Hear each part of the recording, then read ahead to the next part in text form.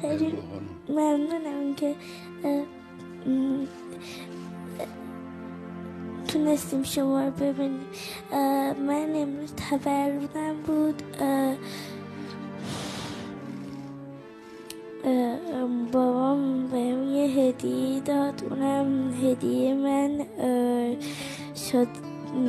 من شما بودین که تونستم شما رو ببینم. الان اومدم پیش شما، میتونم حالا که به سن نرسیدم به سنم، میشه شما رو یکم بغل کنم؟ بغلم کنید، پاشو بیا اینجا بغلم.